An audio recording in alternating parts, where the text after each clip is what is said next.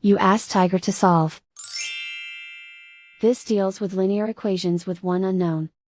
The final result is y equals -1. Let's solve it step by step.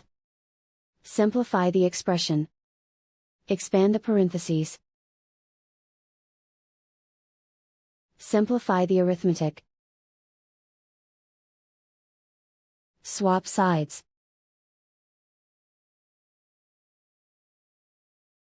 Group all constants on the right side of the equation. Subtract 7 from both sides. Simplify the arithmetic.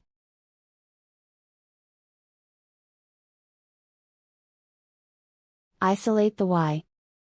Divide both sides by 10. Simplify the fraction.